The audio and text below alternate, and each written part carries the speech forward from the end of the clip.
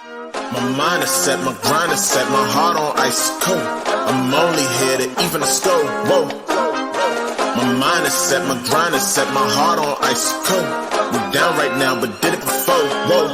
See from here we going up. Made the call, I shown up. Now the game is on up. Say my name is blown up. We up, we up, we up, we up, we up, we up, we up, we up. See from here we going up. Made the call, I shown up. Now the game is on up. Say my name is blown up.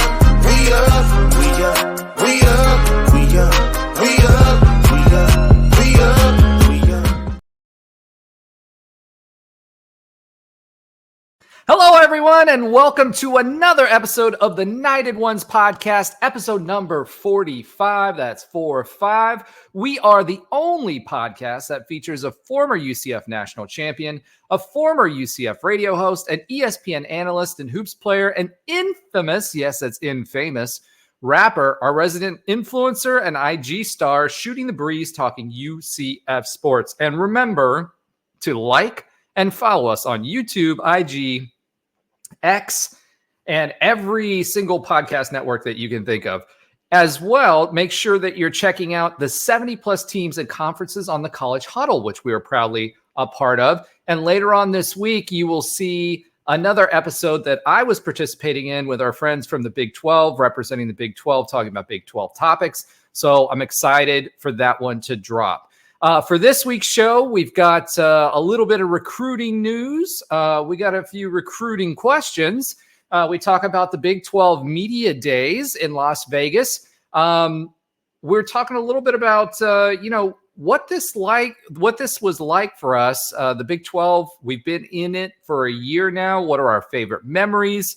We talk a little bit about a big basketball mic drop by Johnny Dawkins and the MJ of the JuCo leagues decided to join UCF.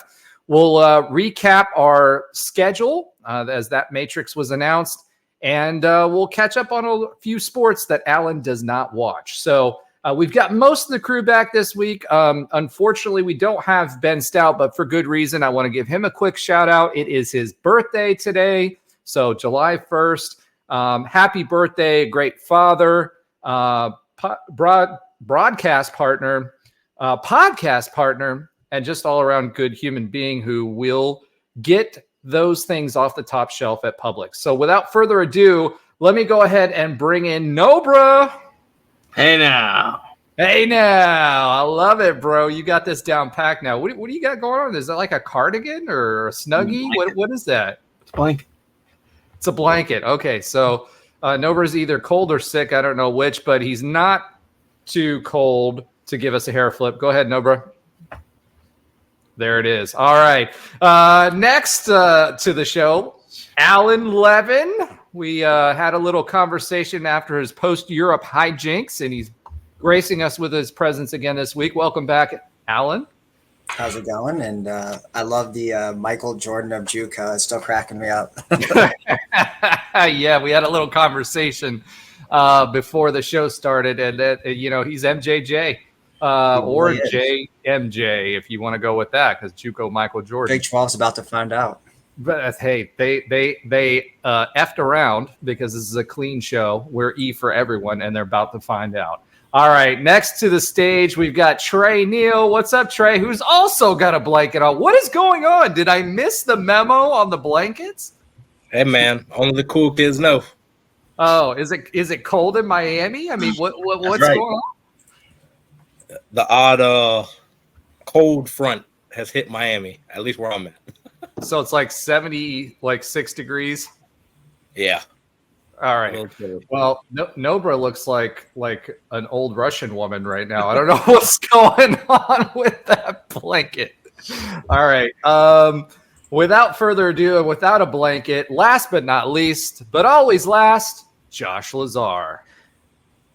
I don't mean to hold you up. I got something to say. Swear I'll only give you hot ish every day. Afraid of us. You know, this ain't a game to us. Strange to us is why you're getting dangerous. Come on, this is serious. We can make you delirious. You should have a healthy fear of us, because too much of us is dangerous. It's so dangerous. It's so dangerous. My 91 squad is dangerous. We're so dangerous. So dangerous. My whole entire unit is dangerous. Come on.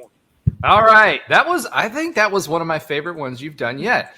And a part of that is because if you're watching on YouTube, you actually were able to see every one of Josh's nose hairs as he got up really close to the camera for us there.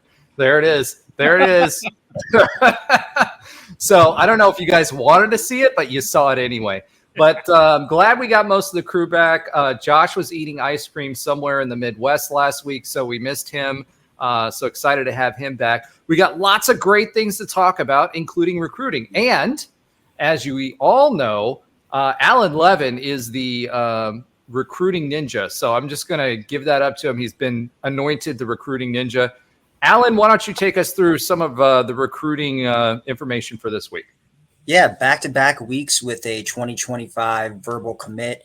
This time it's on the offensive side of the ball. We landed a new wide receiver, CJJ, or Carl Jenkins Jr. He may work, or he may be get a nice endorsement with Carl Jr., but we'll see about that in the future. Overall, 11th verbal commit of the class. Depending on what outlet, as I said last week, I use 247 Composite. He's rated as a 3-star or a 4-star if you're looking at rivals. So looks like he's right there on the cusp. So another, pretty highly ranked recruit of the Gus era. Guy's 6'2", 177 pounds. Another Sunshine State recruit is actually coming from St. Augustine High. Don't know much about them in the high school football scene, but nonetheless, he is a Florida recruit and a top 70 recruit here in the Sunshine State. So if you're following along now, most of this 2025 class is from Florida, and there's quite a few that are ranked inside the top 100. But at St. Augustine, he caught 33 passes as a sophomore last year. That was good enough for 667 yards and 8 touchdowns.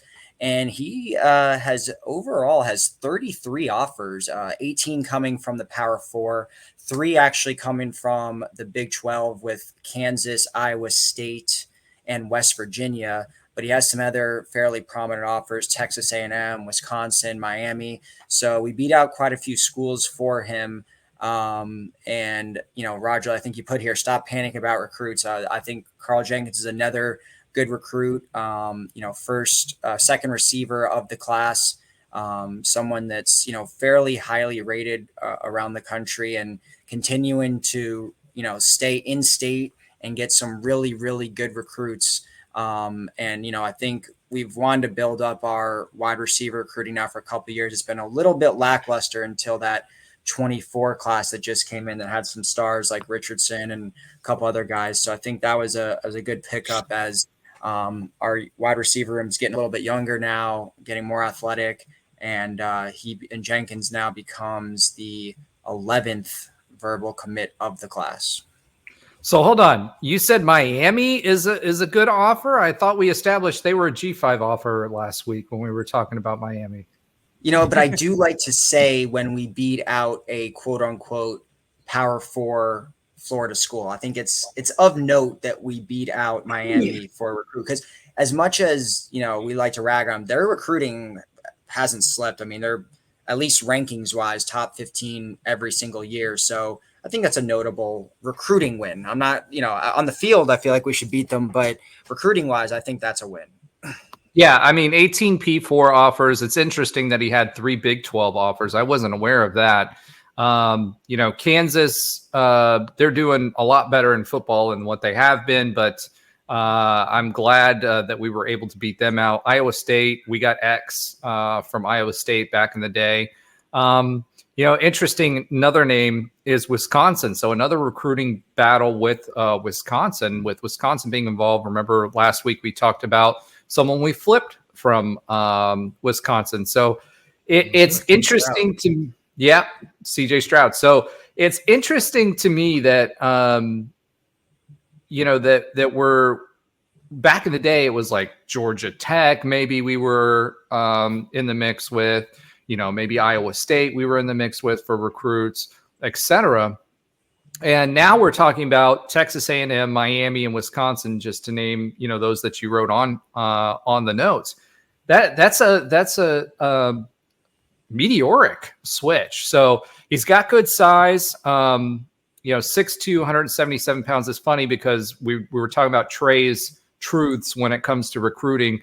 He was listed at 6'3" on some sites and 180 some pounds. So they didn't quite take 15 from him, but they did take that inch. So 6'2", 177 pounds. That's a that's a B. Thanks, Josh. Thanks. But that that goes to show that we're adding length and height to our receiving room, because most of the guys that we've been taking lately have been 6'1" or above, and he looks really, really smooth in some of the tape that I watched him in from last year. But you mentioned this as well, Alan. You said stop panicking about recruits, and I put that in there for a reason. So the last few weeks we've been talking about folks that have been on campus that are big names. I mean, real big names, national names, right? And this week, UCF fans, if you've been following recruiting,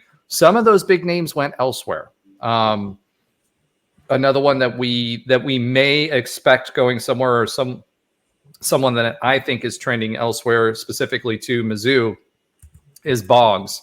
We talked about him a little bit when he was on campus. And stop panicking. Just stop panicking. I think, how many 4-stars do we have right now, Alan? I think it's 5 or 6. In the 25 class, actually, we have 4 right now. Okay, 4, but we're expecting 2 more. Yeah. Are you counting Jenkins? Well, what outlet, I guess, is what it comes down to. But are you counting Jenkins in that? Yes. Yeah. Okay. So, if you look at the Big 12 recruiting rankings and a few of the other recruiting rankings, remember, again, it's average star, and we tend to pull strong in July and August is when we start pulling in recruits. Last season, it was the same thing, and we always finish strong. So although we didn't get everybody we wanted to, 1, recruiting season isn't over, and 2, I expect that we'll be in the mix for a lot more people. So quit freaking out. It's still early in the recruiting season. We've already got, according to Alan, 4 stars, and depending on what you look, we've already got 4 stars under our belt, which is better than what we've done in the past. And I expect to see some more of those come into the fold. So just make sure you're putting your blanket on, get your Snuggie, get on the couch, and it's going to be okay. So don't freak out too much. Guys, any other thoughts on that as it pertains to UCF fans kind of freaking out with regard to where our recruiting is at right now? I mean, there's either way, it's super early in the process. We, for a lot of time, the first 5 or 6 recruits we had in this 25 class, we were inside the top 15, but I'd rather be top 15, top 20 at the end. I mean, look, a lot of things are going to shuffle. We have already had a decommitment, which obviously hurt our ranking. And Raj, like you said, I think the average recruit ranking matters a lot more than the overall ranking. And that's where we've always, pretty much since being officially in the Big 12, we've been top 2 or top 3. I think last year was number 2 behind TCU. So, we're right there, and we're still going to probably take another, 4, 5, 6 guys before it's all said and done. So look at that average recruit ranking more than the number. And at the end of the day, they have to do it on the field more than how many do we have now? I thought we were around 11, as of a week or 2 ago. How many do we have now with the decommits? We have 11 now. Yeah, we had we were at 10, 1 decommitted to 9. Then we had the guy that Raheem Stroud that committed last week, and now Jenkins, who made it 11 this week. Okay. So again, we're expecting to take some over 20 recruits in this cycle. So you've got over, just under half the class that's left, right? And so the guys that we're going after, those are the guys that are going to go visit other places, right? And they haven't decided where they're going to go. And I can tell you this, if we don't get our number 1, we definitely have the number 2s choices, plan choice one, A and B lined up. So put your Snuggies on, have a drink, and relax, because there's nothing to get all up in arms about yet. We were that way last year. Everybody was freaking out. And we finished with a pretty strong class. And I think it was the best class we ever had, right? Correct. All right. So that's the message for right now. We'll keep you informed. We'll keep you updated on all of the comings and goings as far as recruiting is concerned. And put your Snuggies on, Night Nation. All right. Next thing we kind of want to talk about is the Big 12 Media Day. So that's July 10th in Vegas. This is one thing we learned from the Big 12 this year is the media days for the Big 12 is an entirely different thing than what it was for the AAC. For this media days, we'll be sending Lee Hunter, Deshaun Pace, KJ, and Kobe, and RJ Harvey.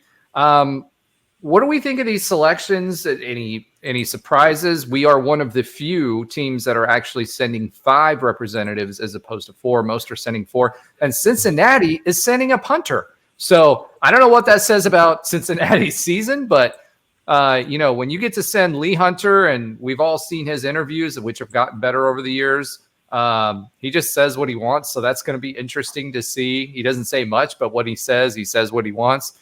Deshaun Pace is expected to be a star this year. KJ Jefferson, obviously, the leader of the team. So this will be another way for him to represent.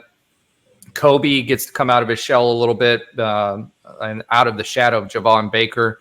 And RJ Harvey, RJ's RJ. I actually had a conversation, as part of that Big 12 podcast. We were talking about people that were left off of the All-American list by Phil Steele that he published.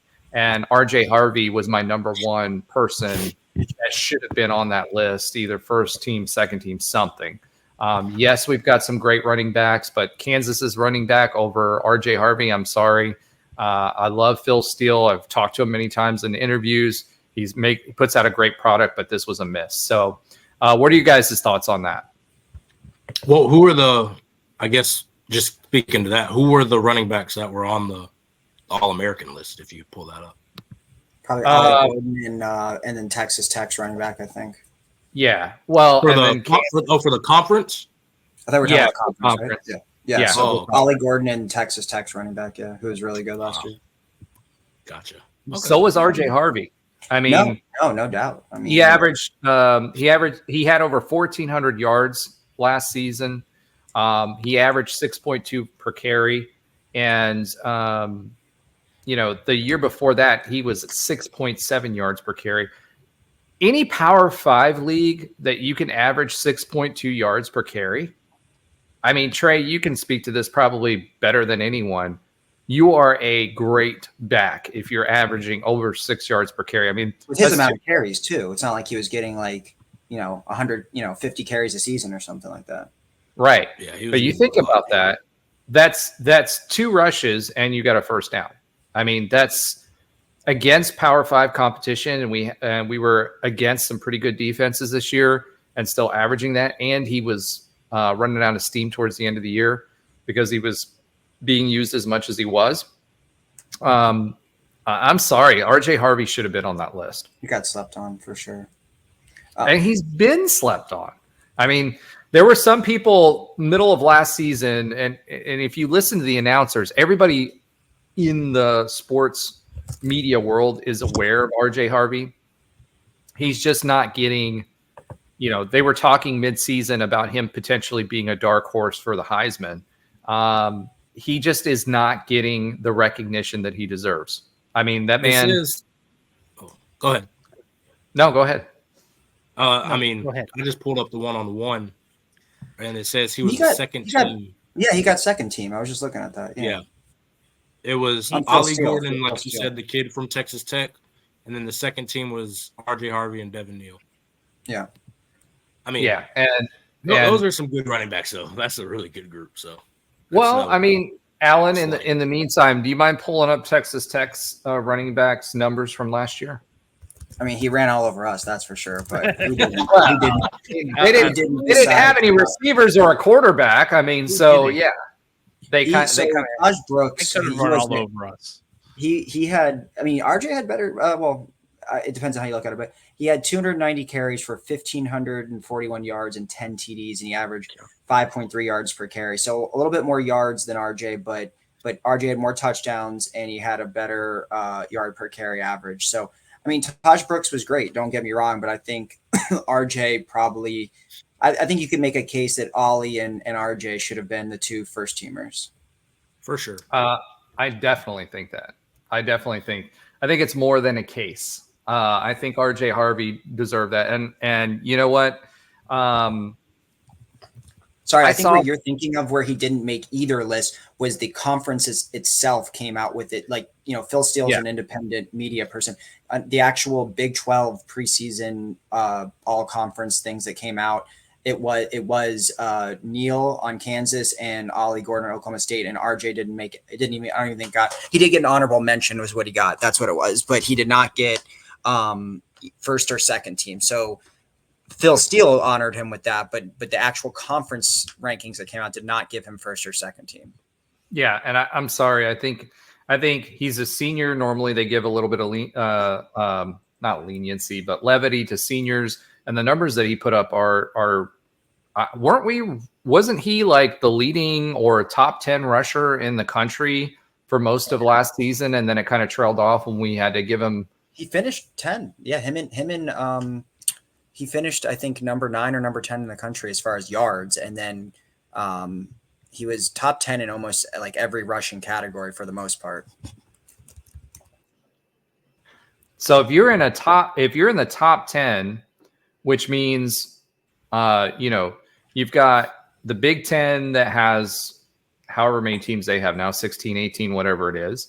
You've got the SEC that's got 16 teams. You've got the ACC that had 18 teams, and you still finished in the top 10, including the Big 12, which had 14 teams last year. So, you're talking 40 teams. He finished 6th in rush yard, but he finished number 6 in the country.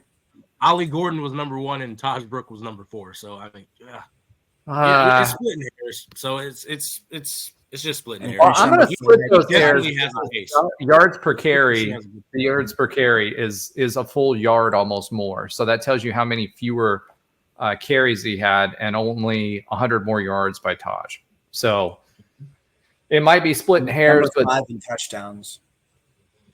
Yeah, exactly. And that was with our pitiful red zone offense last year. I don't know. All right. It'll be interesting.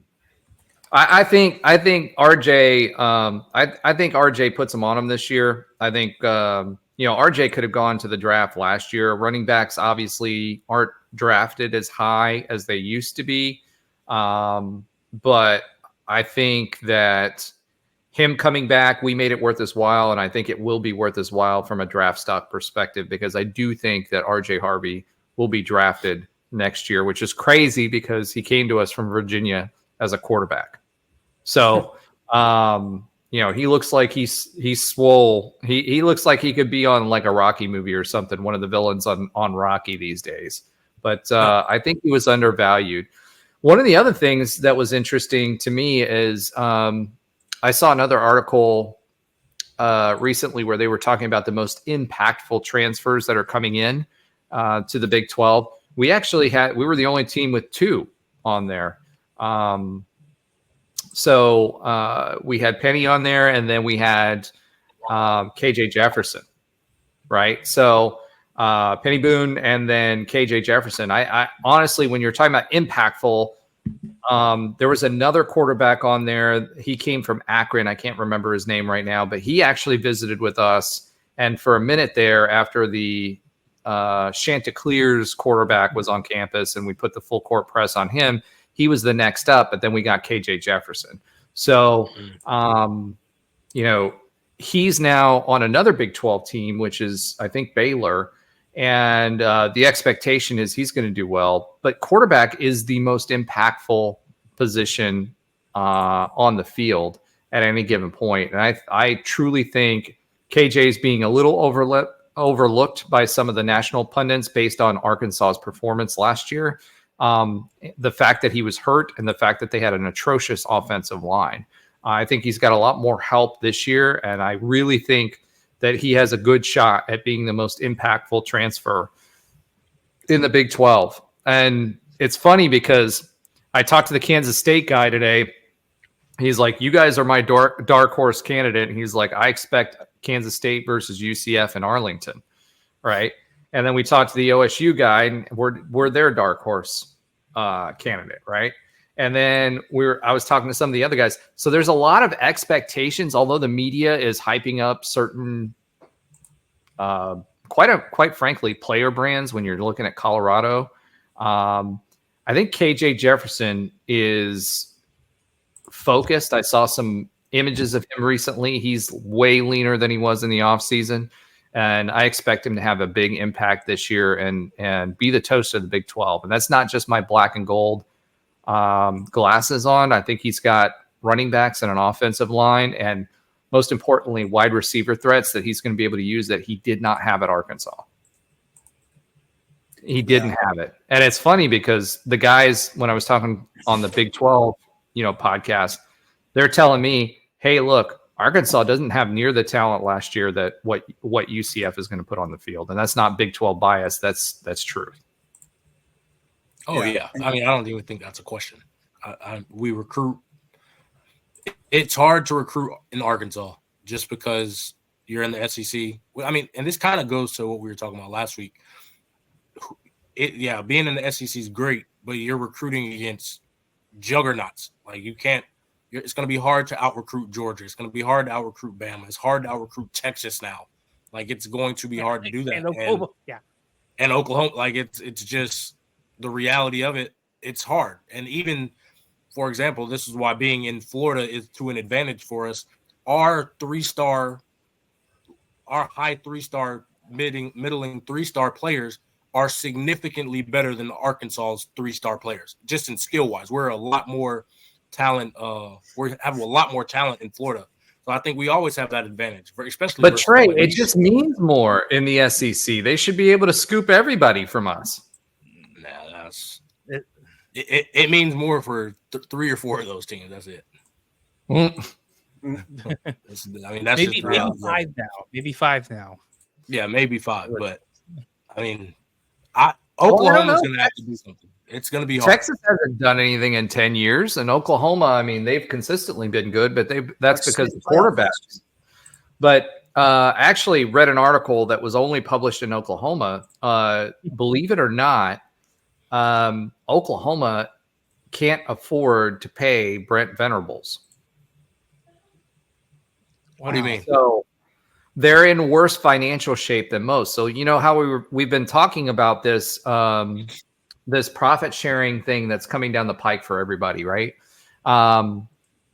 They're in financial straits. So yes, they're joining the SEC, and yes, they're going to enjoy more money. But as of right now, they're in financial straits, which is funny because they are throwing a whole heck of a lot of money at the softball program. I think this is where, and kind of, I hate to digress on last week's conversation, but I think this is where UCF has an advantage, right? Because we've had to work off of and be successful with a shoestring budget.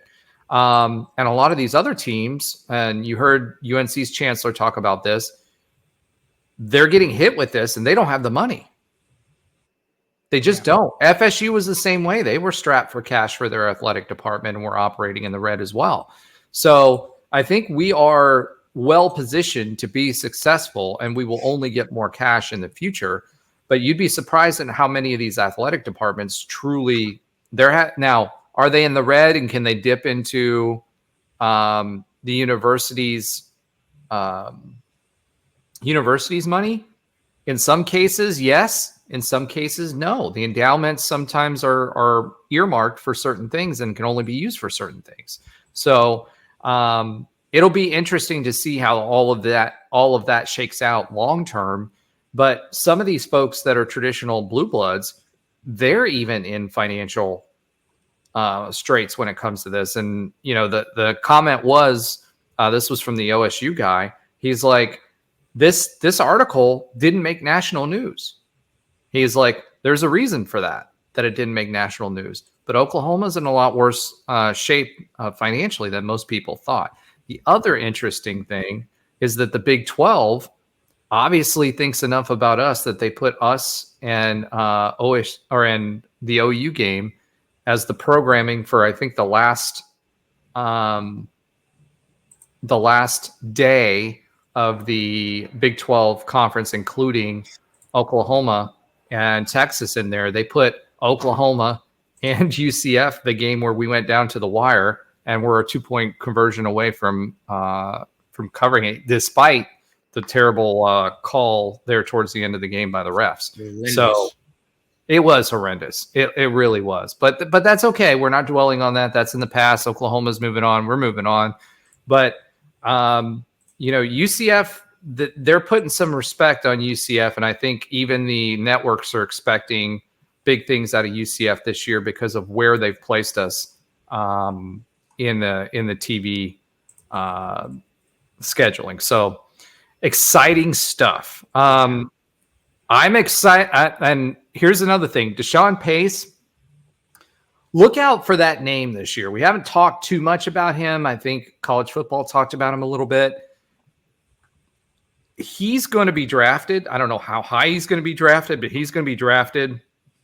And the whole Cincy situation with the three that came to us, Miles Montgomery, Deshaun Pace, etc., was not good with the coaching staff last year.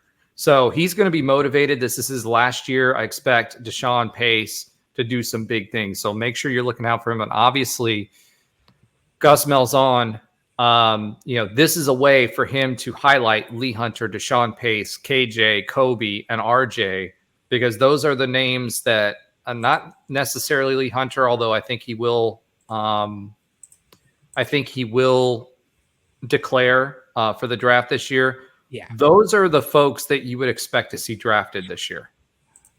And we've only had one other season where we've had 5 that I recall. What year was that? Wasn't that Blake Bortles? The Blake Bortles year? Wasn't that 5? 4. We had 5 recently. We had the year that Jacob Harris got drafted, Trey Nixon got drafted, Richie Grant, and Aaron Robbins. Was it Aaron Robinson? A-Rob, yeah. A-Rob and one more. It was recent. It was right after Heupel left. We had 5 guys drafted. 2019? Yeah, and Tay Gowan. That was all in the same draft. Yeah. Correct. That was 6, I think, that you just said. Yeah, it was 5 or 6. It's 2021. That was Nixon, Gowan, Harris, Robinson, and Grant. That was 2021. Yeah, we had 5. Yeah, and then we had 4 another year, I believe. It was 4 with the Peach Bowl. The undefeated team had 4. Yeah, Traquan. Yeah, it's 2018. Akins, Mike, and Shaquem. Yep. Trey Neal should have been called. He should have. Instead, he's now he's in a blanket in Miami in 78-degree weather. See what happens when you don't get drafted? You end up like Trey Neal. Well, even back in 2003, we had 4 with Mike Mabry, Elton Patterson, Doug Gabriel, and Asante Samuel. So we've had years with multiple, like more than 3. But 5? Not very many years with 5. No, not many. I mean, there's a lot of years where we have 1 or none. So I think 2023 was a combo breaker for I think we had every year since 2017. That it's all good. We'll have at least I'd say we at least have 3 or 4, which would be. Be great. Once we get to the end of the season, we'll have this conversation again. But really, KJ Jefferson definitely could see getting drafted. Kobe Hudson, he was almost 1,000-yard receiver last year. I can see him do it. Lee Hunter, absolutely. Yes. RJ Harvey, maybe Malachi Lawrence too. If he comes, is he a senior this year? I don't think that's if he goes out. He's a junior. Yeah. Yeah, I don't think he's made enough noise yet. I mean, depends on how much noise he makes this year. Yeah, Really. if he goes absurd, then he could. But I don't. I mean, I don't know. Yeah. But So going Tennyson, that's another one. I think he's a junior this year, right? Yep, or senior actually, I think. But going back to the guys that you said, are there any surprises with the guys that are being featured in the media day? I don't think KJ, Kobe, and RJ are a big surprise, but I thought seeing Lee Hunter there was great. I mean, I don't know if you guys recall, but I mean, when he first got here, Gus did not, is very picky choosy with who he lets the media interview, and Lee Hunter was not allowed to interview. So to go from that to be one of the featured guys in the media day is great. And Pace to me is interesting. I think a lot of times you don't see new guys or transfers. I know Cage is transferred, but he's obviously the quarterback and the leader of the team. So that's, I think, a little bit of a different situation. But Pace, like you said, I mean, Gus is really, I think, really hyping him up. He's already said he thinks he's an NFL guy, like you said, Roger, and he's really putting just a lot of respect on his name and really kind of showcasing him. I mean, I think he's essentially already locked down a starting job, and the fact that he's being featured as a first year UCF player on media day, I think is a high honor and kind of shows what he thinks of him. So those two names kind of stuck out to me, Lee and Deshaun Pace there. The other three weren't too surprising, but for Lee Hunter to go now from where he was to basically being slated as one of the leaders of the defense, and then him and Pace, I thought that spoke volumes about who he chose to go to media day. Well, I think Lee Hunter, you saw last year, he got some more interviews, right? And he's great. And here's why I like Lee Hunter. He doesn't care. He just says what, like, his answers are short, but he has some good one-liners, right? So when his first season here, he even self-admittedly was not working out the way that he should have been. And I think what you're seeing is it's not just, I think this is a reward more than anything else for, the hard work that guys are putting in. And if Lee Hunter has continued to develop the way that he did last year, that's a dude to use Gus's like terminology. That's a real dude, right? Like that's a guy you do not want to be across the line from. And KJ, Kobe, and RJ, and throw Deshaun Pace on there, that tells me they're motivated. And if they're motivated, that's one thing we've questioned the last few seasons is who's locked in, who's motivated, who's going to give the extra. If we're seeing 5 guys there that are being highlighted that way, that tells me that I think that bodes well for the season, because that tells me those are 5 guys that are being rewarded for the effort that they're putting on the field. So, other than, I don't think anybody ever is going to beat Shaquem with his stint in the what do you call it? I can't think of the name. The football operations center where he was staying the night there and doing all of those. The New Wayne Dench or yes, whatever. The Dench, other than Shaquem Griffin at the Dench, because that's a whole nother level. I think that really bodes really, really well for our chances this season and what we'll like to see. And it's interesting too, because you got 3 offensive guys, you got 2 defensive guys. So I'm hoping that means both sides of the ball are locked in for this season. All right. Let's talk a little bit about UCF. Well, we joined the Big 12 a year ago. Today is the first, and that was our first day in the Big 12 was July 1st, 2023. A lot has happened. Football ended up being the host of the new 4 editions. We made a bowl game this year. We didn't win it. We probably could have won 2 to 3 more games. Should have won 2 to 3 more games, especially that Baylor game. The basketball team definitely exceeded expectations. We all predicted, I think the highest was 4 wins in conference. We obviously exceeded that. Could have won more. In the Big 12, softball held its own. I think they were a little bit better last year, but held its own this year. Volleyball didn't dominate the conference like they did in the AAC, but still played pretty well. So I think all in all, this was a great season for UCF and a great first season, and showed that we belong. We, even mediocre in our first season, and I don't even think we call our seasons mediocre. They were competitive in all sports. Could have won more games in all sports, right? And we're in the top half of the conference in all sports.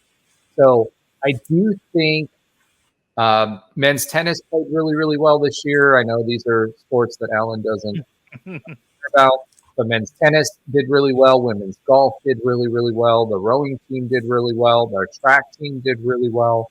I think we showed this year that we absolutely belonged and could compete in the Big 12. We were not one of those G5s that just got called up and, got our brains bashed in. I think that was the biggest takeaway and win for me. As far as best memory of the Big 12, it's got to be a tie between beating Kansas and storming the court, and just beating the snot out of Ollie Gordon and OSU. What do you guys think? Definitely not the Baylor game.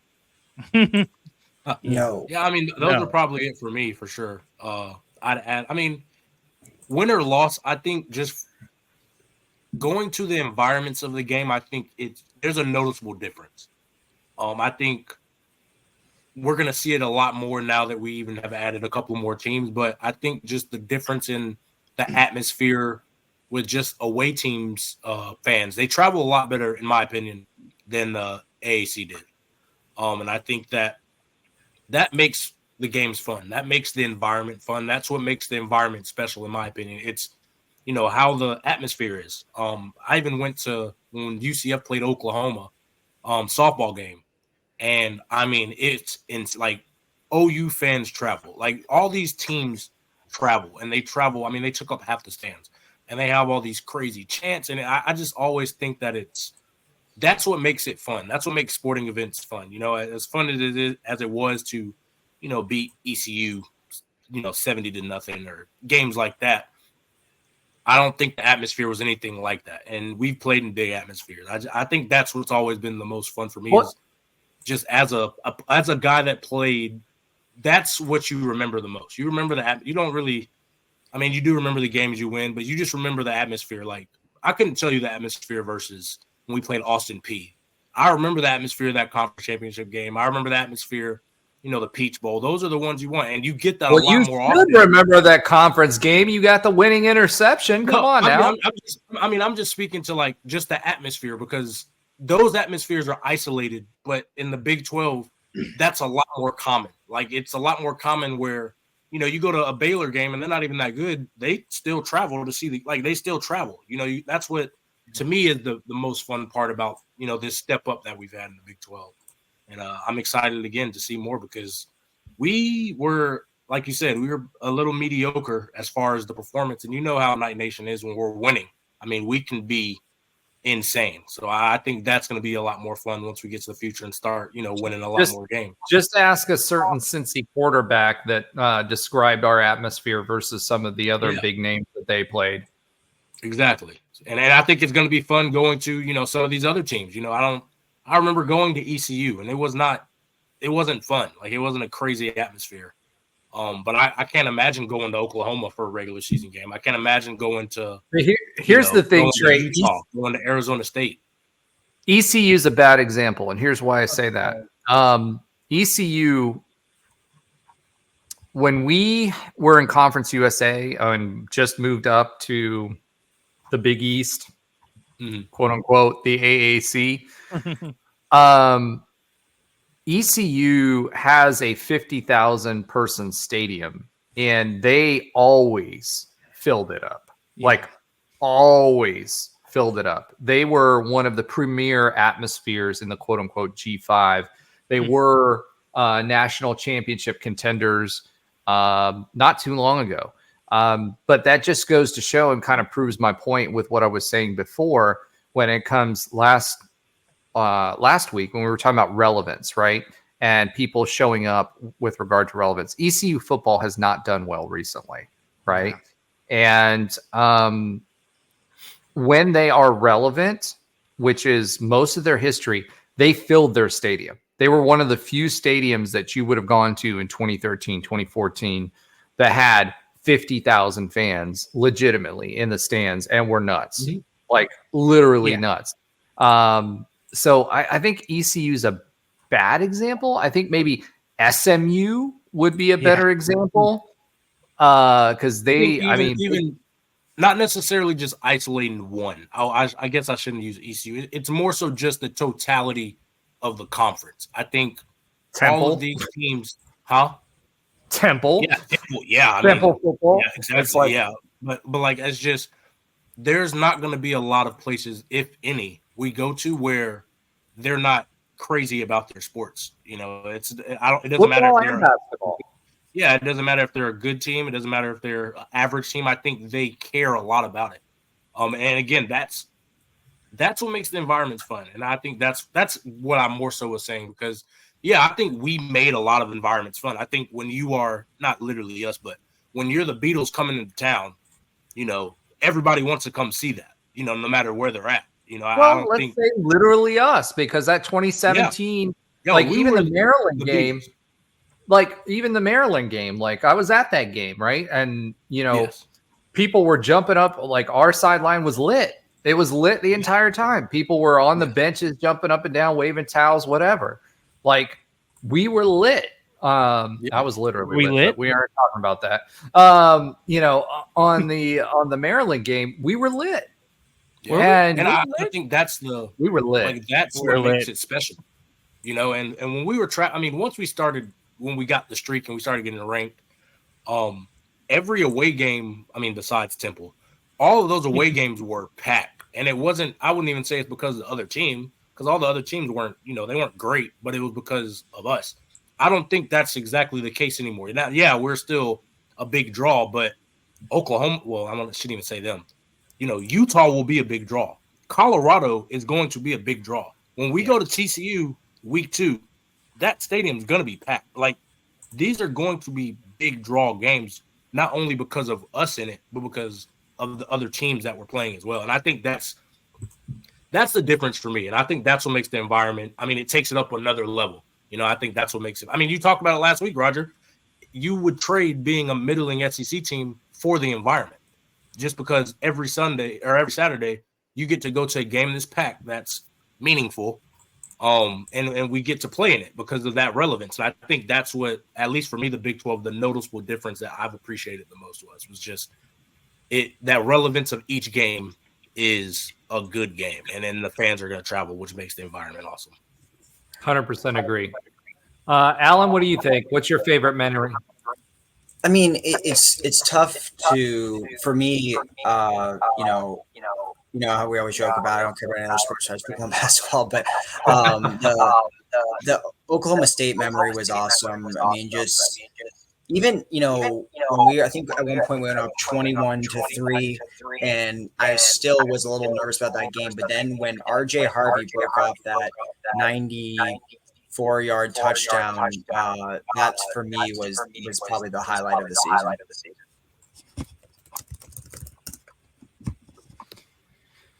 Yeah, I don't know if you guys were catching a little reverb there. I don't know where that was coming from, but I agree with you there. I'm getting it now too. I don't know what the deal is. But at the end of the day, I agree with you. I think that OSU game and to Trey's point, even for hoops, Josh made a lot of money last year. I did. Like he made a lot of money selling his tickets to other people. And I'm about to say, even when we played like someone like Houston, who was quote unquote our rival, right? How many empty stands were there and sold back to UCF? How many tickets were sold back to UCF for games because of that? So I think that's a huge difference. Even BYU, when BYU came to town before we were conference mates, they absolutely filled the stadium. So, you know, I don't know what to say to that, but at the end of the day, I think that is a huge difference. Josh, what do you think? Yeah, if I'm trying to think back, there was only a couple of Josh, times. I think you're muted. Not here. Me too. And so Roger was the problem. See, I knew it.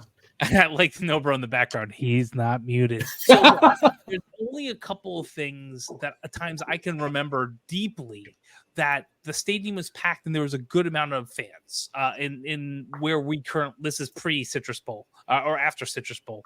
So from there, that was Texas Avi. Miami with a lot of t-shirt fans. I remember in Miami, they were selling like seats around the ring, around the next to the handicap spaces. So that was huge. But like Missouri, no, right? There was another, P4 teams that weren't packing them in. I feel like because we're a new destination for so many people in the Big 12, and now we got 4 more schools, I think that's going to be a huge deal. And they're not small universities. So I feel that I agree with everything that Trey said. I feel like there are very few times in the past in our own conference, maybe once or twice. And I mean, that's probably when we were in the Big East /AAC for a year that we had a lot of people attend. Now, forget football. Football is going to be insane. My basketball tickets are going to be worth a lot of money next year. And it's part of me is like, should I just get some more seats? Not for that purpose, but I thought about this. Yes, for that purpose, because we have already established you cannot go to big games. Next year I'm going. I'll blame it on someone with the initial D in Johnson, or so you have to, and some with the last name of Williams. I think we might have at least one.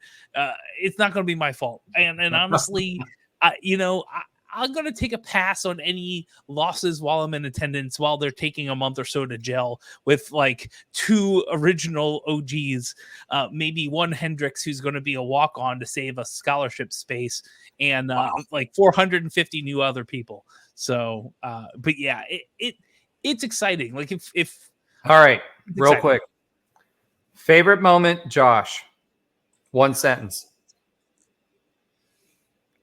Too much silence. All right. Trey, favorite moment? Probably the Kansas basketball game. All right. My boy Allen, favorite moment? RJ Harvey, 93-yard touchdown running that crushes Oklahoma State's soul. All right. Josh, we're coming back to you. You've had a few minutes. I'm going to go. I can't go with the win. I really loved going to that Oklahoma game and with everything that surrounded it, and talking to the refs on the way back in Atlanta, going and not saying more than that when they were looking at that interference call in Atlanta's airport. What did they say about that interference call again? They're referees, right? They weren't going to definitively say too much, but they you can tell they thought it was a bad call without saying it. They looked at that thing over and over and over again. And I know this is on an old podcast. The short story short, I was at the Oklahoma game. I flew back right back at the end of it. I had an Atlanta layover, and while I'm eating my my food that I get for free when you get priority pass in that one place in the Atlanta airport that actually gets you food, I'm pretty sure it's the Sam Adams place. I sat down and I saw 3 guys watching film, and I didn't know if I knew they were AAC because they were all watching AAC games. But I didn't know who they were. So I asked them if they were doing clips of multiple different games. I asked them if they had film of the UCF Oklahoma game. They said they did. I realized they were refs, and I asked them to take a look at the end of the first half. They looked at it over and over again. They studied it well, and they were shaking their heads the entire time. It was tough. So was it a shaking vertically? No, it was a shaking. No, no. Yeah, exactly. It's hindsight's 2020, and there's a lot of that around. But that's a game that I feel I had a very great experience in Oklahoma and Oklahoma City, so that was a fun experience. I still think we got the short end of the stick, proverbially, in the conference this year, consequently, the Baylor AD made enough noise that the refs weren't reviewed or graded up until this year, so they are now going to be reviewed and graded. So hopefully we'll see a little bit better performance when it comes to the refereeing. And that's, let's be real, the Big 12 schools have been complaining about refereeing for a long time. All right. Since we talked a lot about basketball, let's go ahead and pivot. All right. A little delayed response to hoops. Alan, since you've been carrying the load as far as recruiting is concerned, why don't you give us a little bit of background on the exciting UCF player that was just signed? Pause. You mean JuCo Michael Jordan? Yeah. Yes, I love that. JuCo Michael Jordan or Micro Michael Jordan or whatever you want to say. Micro Michael Jordan. UCF Nation he's not as tall as MJ, so that's why I said that. Mm-hmm. Well, in case UCF Nation hasn't heard, we did land the next Michael Jordan. His name is Dior Johnson. He played at Clarendon College in Cali. He was actually one of the top-rated recruits in the entire 2022 class, a 5-star pretty much by every single outlet out there. Kind of went through a lot of different recruiting stops before he made a decision.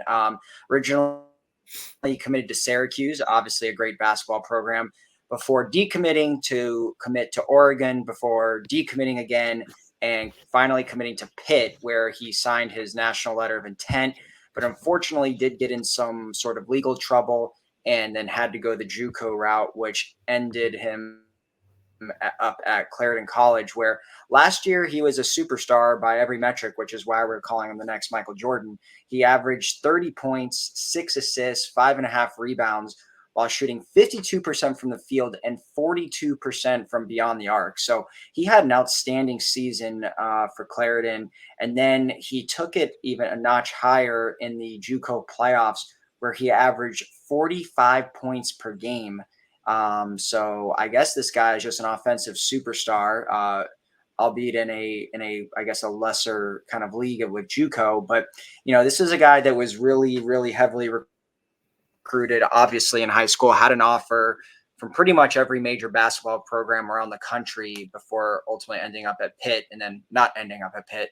But he's 6'3", 180 pounds, and another guard as part of this class, but we continue to kind of pick up these former 4- and 5-star recruits. It kind of feels very similar to what Gus Malzahn did in that first year, where he was getting guys like Terrence Lewis and all these guys that were former 5-stars in high school, got into some sort of trouble, or, went to 3 different schools before they ended up at UCF. So I don't know how that translates in basketball and football. I'm very wary of the 3 or 4 school guys that don't work out anywhere, regardless of how they were recruited out of high school. But clearly this guy's talented. He actually he's not someone that hasn't played. He has a lot of experience just at the JuCo level and obviously excelled there. So now UCF brings him in as, I guess, potentially the starting point guard, or I don't know. We have 17,000 guards on the team, so we'll see how he fits in. But yeah, so that's the newest UCF basketball recruit. So I guess, as the kids say, Dawkins is cooking. He's cooking. Last chance you, I think, is really what you were looking for. Yeah. This year. But we had a ton of offensive power that we brought in this year, right?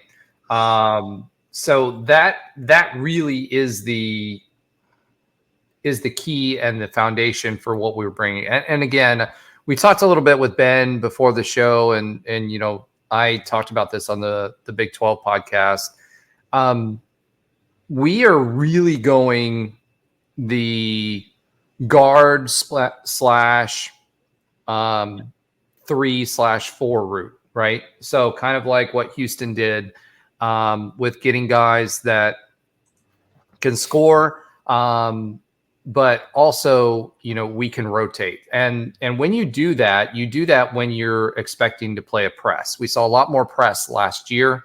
We didn't have the depth that we have this year in scoring. We really only had one consistent three-point shooter in DJ. He really upped his game this year with his rainbow shot. I joke about that, but he had a flat three-point shot before, had kind of like an off season on his three-point percentage. But really, Sellers kind of disappointed. He was hit or miss with his three, and I think a lot of that had to do with the fact that we had so few three-point shooters that defenses could really push us out to the perimeter.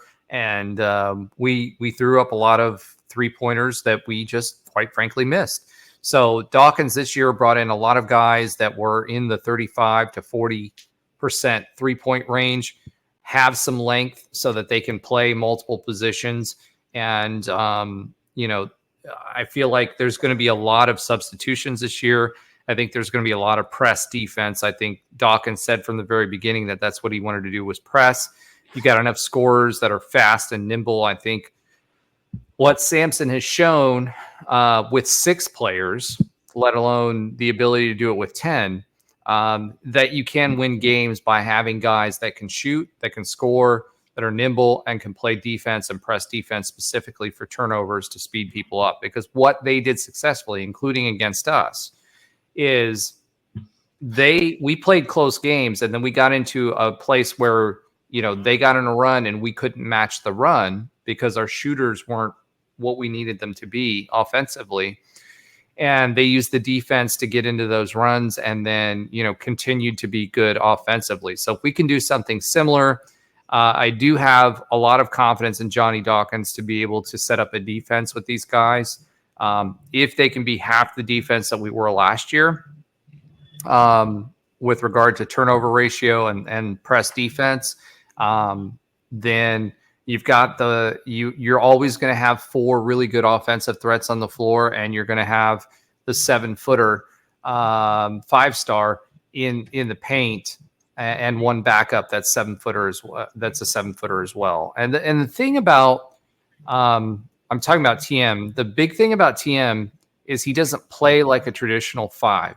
This is not Taco Fall, who's going to be lumbering up the court for one season or his freshman and sophomore season, averaging 7 minutes per game, right? This is a guy that is athletic.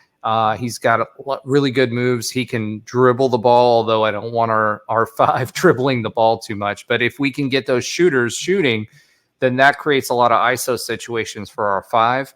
And if our 5 can get in the paint and do what they need to do, either on the offensive rebounding perspective, or from a perspective offensively, then that opens up a lot of doors for us and our ability to shoot trays, get boards, and open up the lane for our 5 for one-on-one matchups. And that's really what we're looking for. And then the rest of it is going to be, can we get out fast? Can we move the ball if we get turnovers and slow down their offense with the press? Because if we can do that, then those threes are going to put games out of reach very quickly with guys that are shooting 35 to 41%. So that was an offensive breakdown. That's what I expect to see from us with this roster. If you're wondering why Alan, mentioned the 17,000 guards and 3/4s that we have on the roster, I think that's what you're going to see this year out of Johnny Dawkins. We've got some really, not just, everybody talks about Mike Williams, but you got to talk about Benny. You got to talk about a lot of these other guys, Curry that we brought in. They're all scorers. They're all averaging somewhere between 12 and 19 points per game and shooting over 35% from the arc. That's going to bode well for us as far as being an offensive threat. Because, again, the college game, you don't have as long of a time as you do in the NBA. And if you can get on a few good runs and you have a good defense, you can win a lot of games. Yeah. All right. So not much commentary from the group on that. Trey, just as a reminder. No, I think we're playing a version of small ball. I think not in the sense of the size of our guys' paws, but in the sense of the skill set. It's a lot of guys who can play on the wing. It's a lot of. Even Thiem, however you say it, he can play. I wouldn't want him playing predominantly on the wing, but he's not just a back to the basic, Shaquille O'Neal type of center. He's a lot more athletic. He's a lot more nimble on his feet. And like Roger said, he can handle the ball a little bit, not to where, you'd want him doing it all game, but he can, make some plays out in space. And I think that's kind of what Coach Dawkins, it seems like they're shifting to more of like a space and pace, press and get a lot of space. Whoa, Trey dropping basketball terms. Remember last season, he was like, I know what a pick and roll is. No, listen, I know it a little basketball. I just don't dribble know, handoff. The nuance of, like the stuff Ben was talking about one day, just the play. I don't know any of that. Like I just watch what my eyes see and take a stab at it. But yeah, I've been saying it since we got Mikey. I'm like this and the team. I was like, we could go to the Elite Eight. I was joking back then, obviously. But now I'm like, if we get, it's all about when you get hot and when you go on your run. I think like Josh has said, we might start off a little slow in the first month, just kind of getting used to each other, getting used to playing with each other. Johnny Dawkins with the rotations, what he wants to do. But I think, once we get into the meat and potatoes of the season, I think this can be a really, really good team. And I think if we hit our strides and play to our potential, I don't see why not. You're talking about, like Alan said, a former top 5 player in the country. You're talking about Mikey Williams, a former 5-star, Thiem, 5-star, Benny Williams, 5. Like, if you have all these 5-stars playing to your potential, you should be in that conversation. I don't see why not. That's what Kansas is doing. That's what North Carolina is doing. That's what Gonzaga, all these big-time programs, that's what they're doing. They're just turning out 5-stars each and every year, and they play to their potential. They win national championships or make deep runs. And I think if we do that, I don't see why not. Well, especially in this conference. To your point, when it comes to just pure talent, this is by far the most talented basketball roster that UCF has ever fielded, and I'm not even joking about that. Yeah. That's not a. We've had some great players. We've had some NBA players. We've had folks, like even Isaiah Sykes and Keith Clanton and their ilk, that have played. But by far, when it comes to the hierarchy of basketball, this team is more aligned with what a Kansas would bring in than look at OSU. On paper, they should have been a great team, but they played terribly. And everybody transferred. You know what I mean? Kansas State, they're doing exactly what we're doing in hoops right now as far as who they're bringing in with scorers. So Johnny Dawkins is not the only one. We are playing, and I'll say it again, we are playing in the SEC of basketball right now, right? And 100% believe that this is the most talented roster that we've ever been able to bring to the hardwood for UCF basketball. Now I will say, I think this is probably the biggest year of Johnny Dawkins' career, in my opinion.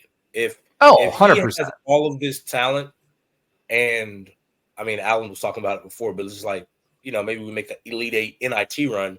That's not acceptable with this roster, because if you can't coach elite talent, then the ceiling is, we just lower the ceiling by 1,000 meters, because ultimately what you want to get to, I think what we want to get to as a program is we have elite coaches that can bring in elite talent and coach it up to perform at an elite level. That's what everybody wants at the end of the day. That's what you strive for as far as what you're building.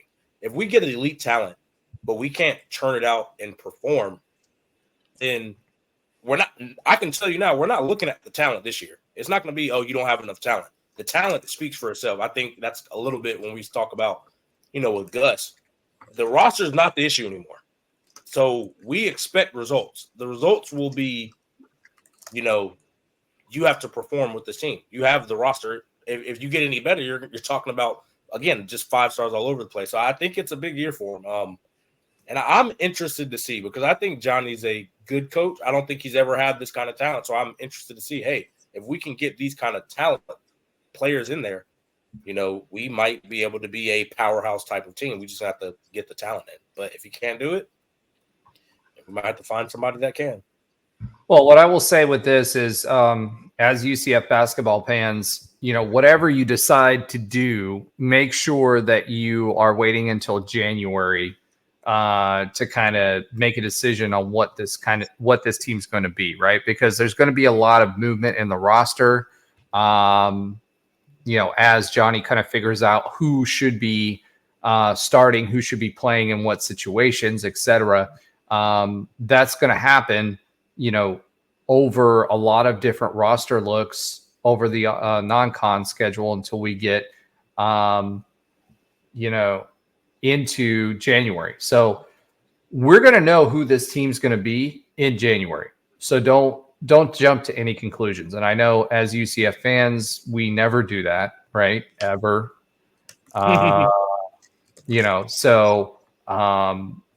Just a word of warning, because this is the most talented roster that we've ever had. All right. Oh yeah. What about so football? If you guys have been watching this, do you think if this you is guys one of the more talented rosters of football we have? Ooh, that's a good question. I remember it might have been, was it last year or the year before? They were like, this is probably the most talented roster that's came through. I disagreed, but wow. What do you guys think? What do you guys think, Alan? I mean, football-wise, I think it's one of the most talented, most collection of talent that we've ever had. Interesting phrase, collection of talent. Yeah, what I like what Gus did this year that's different, at least in regards to the transfer portal, is he brought in guys that actually had true experience. They weren't just names. They were, players that were productive and have a lot of experience on Power 4 rosters. These aren't just projects, development guys, maybe a few of them are, but for the most part, when you look at the 20 plus transfers we brought in, I would say 75% of them have 2+ years of experience at a really high level. Or even if they're playing the FCS, they were like FCS All-American, like a Jason Johnson type mold. So I absolutely love what he did. He really shored up the quarterback position, the most important position on the field. He reinforced positions where already strong, like running back.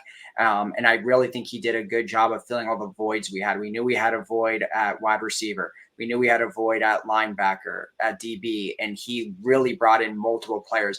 Now, if he can't hit, when you brought in 9 DBs and you bring in 4 wide receivers and you bring in 5 linebackers, if we can't hit at least on a couple of those, then there's a problem. So, yeah, I do think it's the most collection of talent that we've probably ever had. Do I know if these are going to be NFL type guys like the 2017 team? That remains to be seen. But yes, on paper, I do truly believe this is the most talented team that UCF football has ever had for the reasons I listed. But and to me, it comes down to that experience. I think that's another big part of it.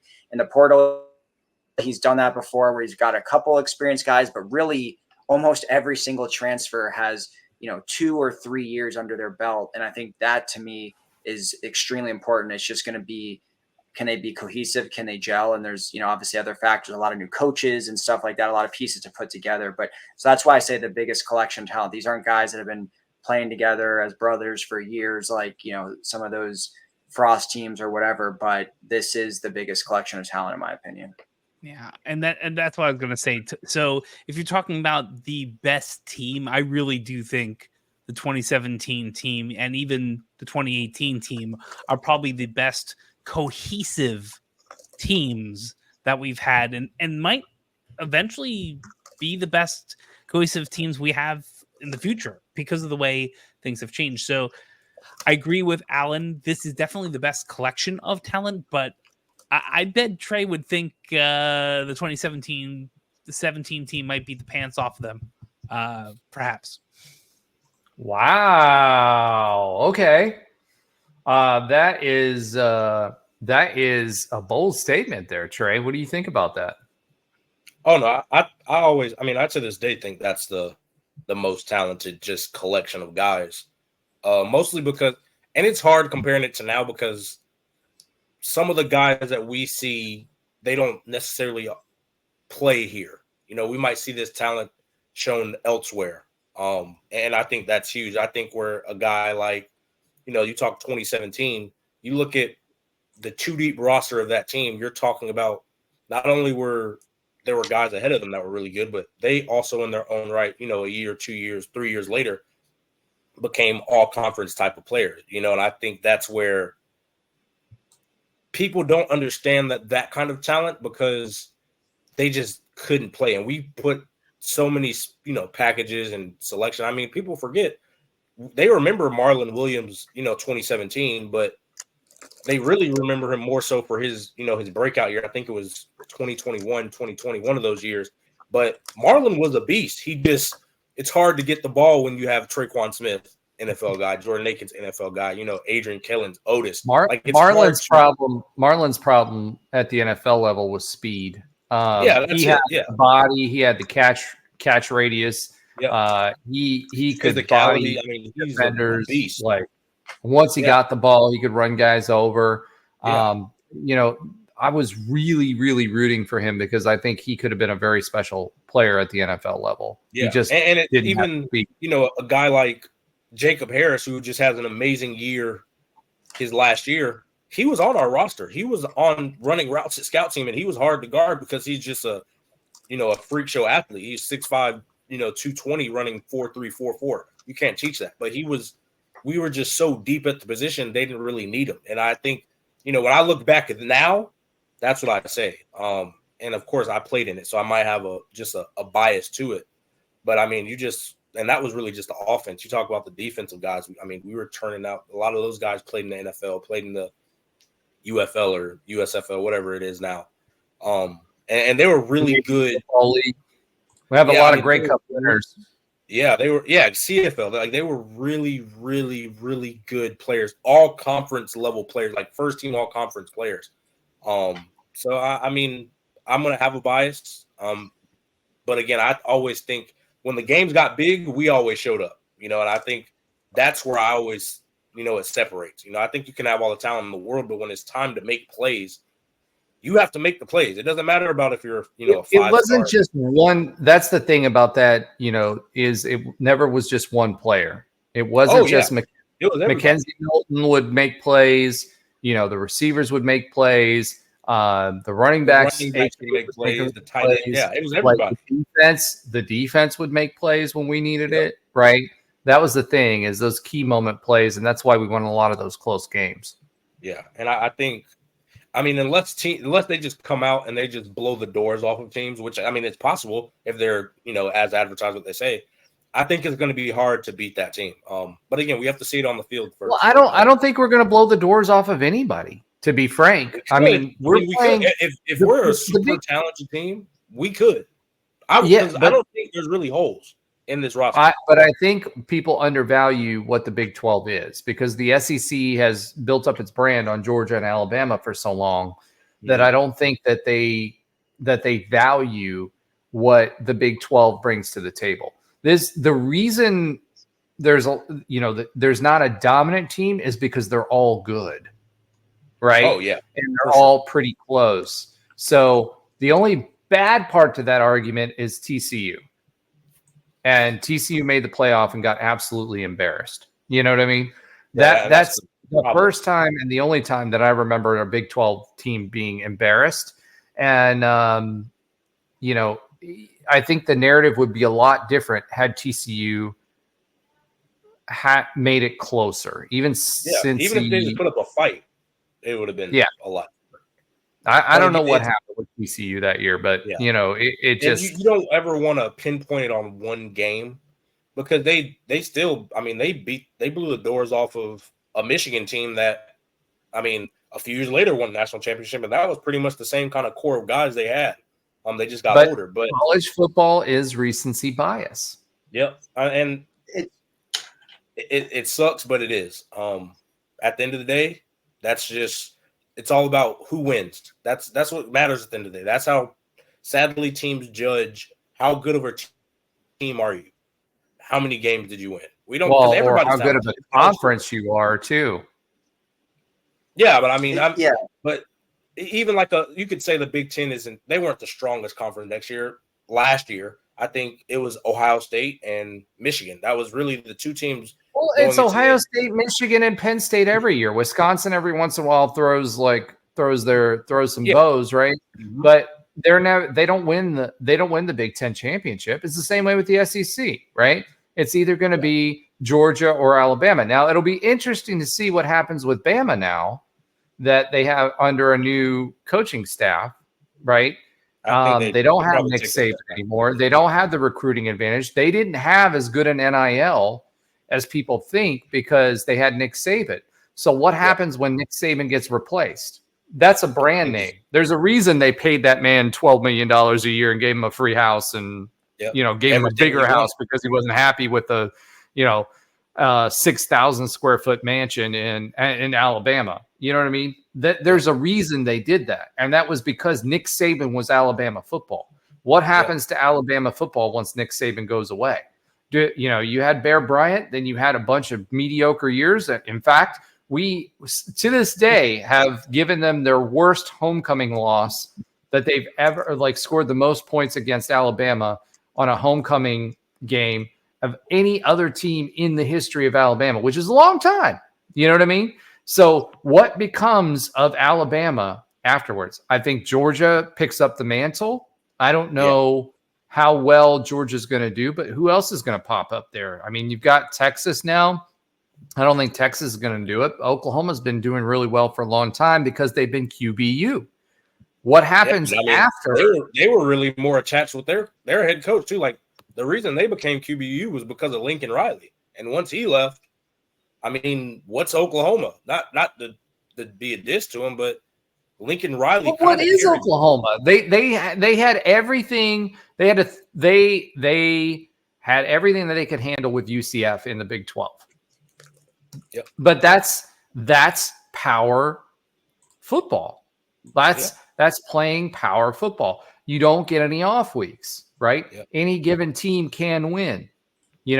I watched the Urban Meyer,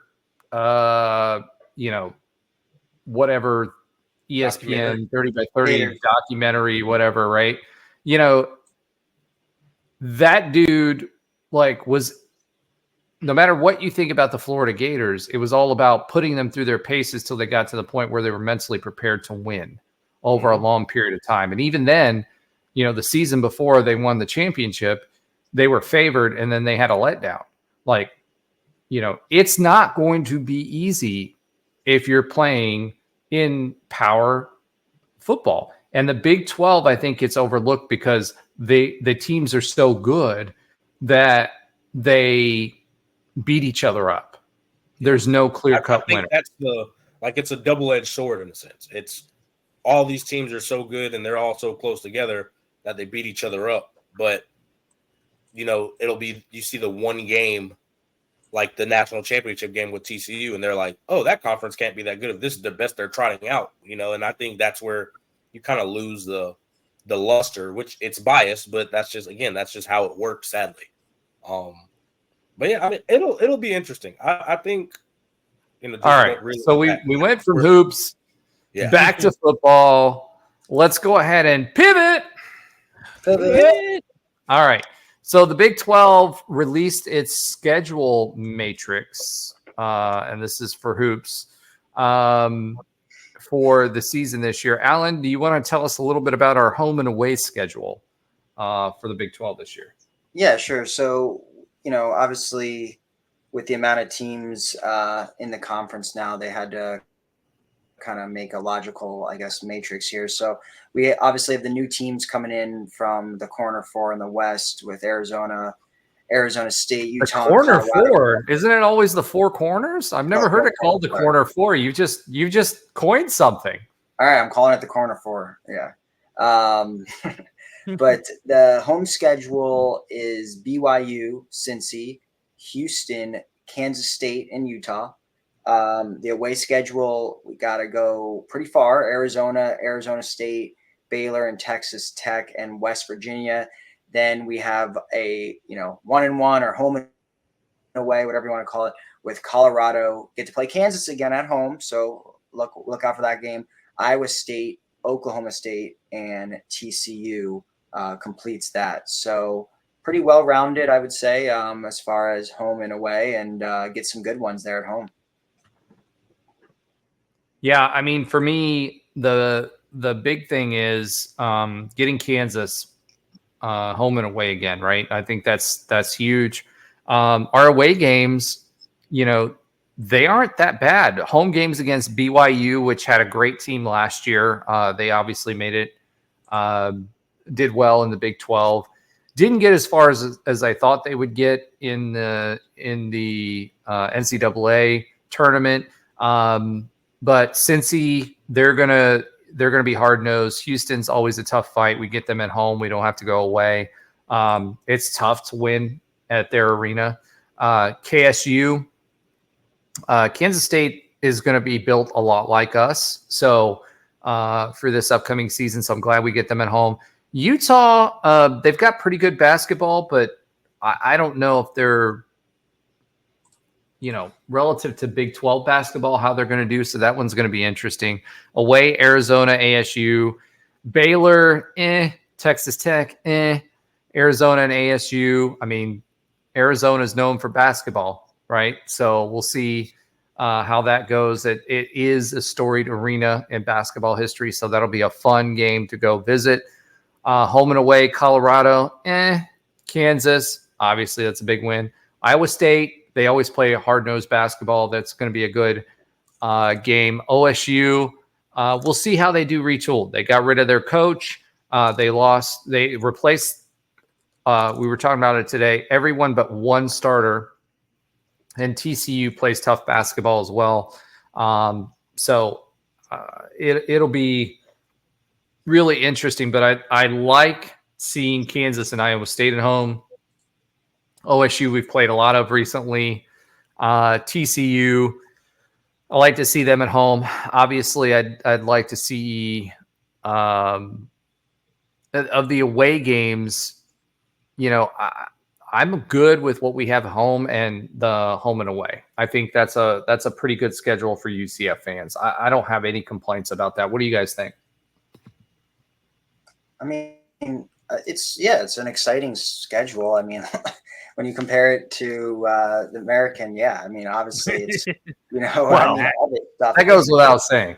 Yeah, it's just, but I mean, getting obviously Kansas, I would love to play them at home every single year. I think any single year, at least probably forever, but at least until for the next 5+ years, the novelty of that matchup won't wear off. I mean, it's going to be really cool. They're going to be top 5 essentially every single year. So playing them at home, Houston, with how good they've been, even though they were in our conference before, that's still really cool to play them. And, you kind of get some of that history thing going with playing them. I think Alan's just excited to see Kelvin Sampson strip on the sideline. I think that's what he's excited about. That's exactly what it is there. But BYU, like you alluded, is they were top 20 most of the year. So I think it's an exciting schedule all around. It'd be cool to see some of the those West Coast schools play here, like especially Arizona.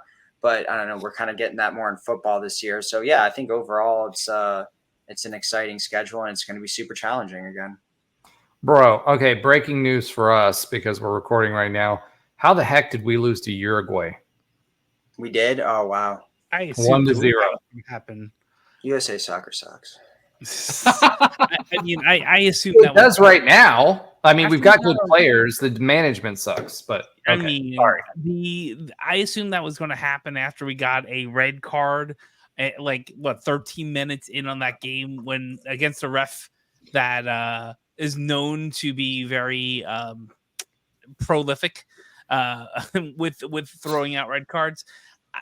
I just assumed that was going to happen. I mean, Uruguay is not a bad team. They won every game so far in the group stage. So, I mean, maybe it's not, Panama and Bolivia is a little less. Yeah, Dude, the only one in the Copa that should have been a problem is Mexico. That's it. True, but we lost to Panama, and that was a problem. I mean, yeah. All right. So going back to the American football, that's enough of that soccer stuff. Trey, did you have anything you wanted to add to that? No, I mean, I think it's, again, like Alan said, I wish we could play Kansas every year at home. I think that's always going to be a big draw. Like you said, they're always going to be a top 5 team in the country. And if they're not, they're going to have, NBA talent everywhere. So I always think that's cool to see. But yeah, I mean, again, it's like going from the ACC to the big leagues, that every game is going to be a good game, home, away. Here's the thing, though. You got to start remembering the longer that UCF is in the Big 12, the more respect they'll put on our name. And I've already seen it in the media and seen it with other teams and how they talk about us and everything else in football and in basketball. I think last year, going back to that question about, the first season in the Big 12, I think we put respect on our name. And I think that will continue. I think that we're going to get that bump that some of the other teams did because they were in power conferences. And I think people were waiting for us to fail, and we didn't. We were the best of the new additions ultimately overall. So I think it's one of those, I think it's one of those things where, like football, everybody hypes up all these SEC teams every year, whether they're good or not.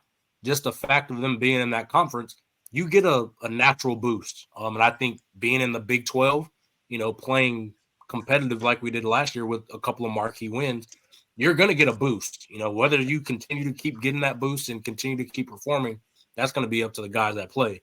But I think, like you said, where we earn the respect, where you get not, I wouldn't say benefit of the doubt, but you get that kind of, UCF can play. I mean, those guys are good.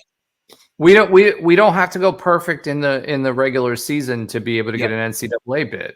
You know what I mean? Like we said at the end of the season, a bigger margin of error.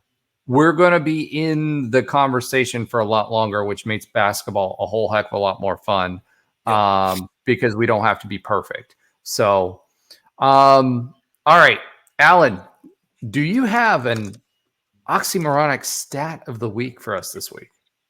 I do, and I went recruiting again just because we landed another recruit, and I don't know what else to talk about right now. So went recruiting. So we talked about obviously we're getting a lot of blue chip recruits under Gus Malzahn. We have like I said, 4 or 5 in the 2025 class alone.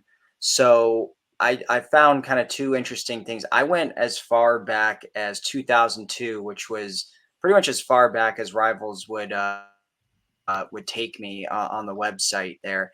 And I saw that from 2002 to 2022, we have landed 15 4-star recruits that they were listed by Rivals. I went Rivals because 247 didn't go back that far. So we had 15 4-star recruits. In the last 3 years alone, including this 2025 class that's not even finished yet, we've had 17 4-star recruits. So in 3 years, we've essentially beat, 18 plus years worth of recruiting.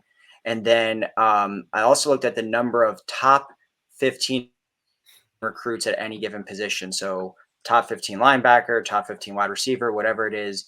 From 2002 to 2022, we had 6 players that were considered top 15 at their given position. And the last 3 years, we've had 8. So just the huge increase in recruiting under Gus Malzahn is noted in the numbers. That's awesome. Yeah. And again, I think it's perspective, right? So we've got some big expectations. And I think the big thing there is that you said that, we're not even done recruiting this year.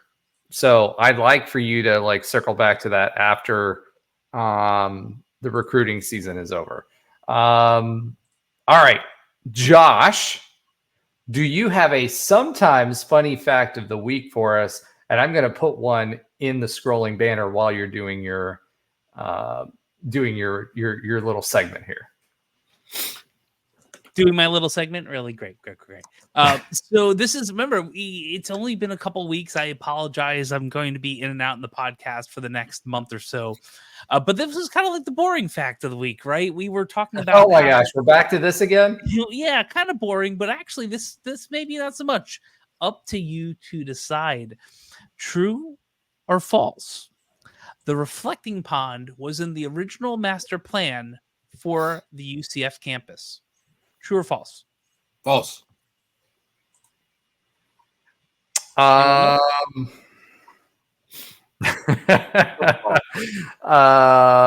gonna say true. Alan, tiebreaker? False. And of course, Roger, as always, is wrong.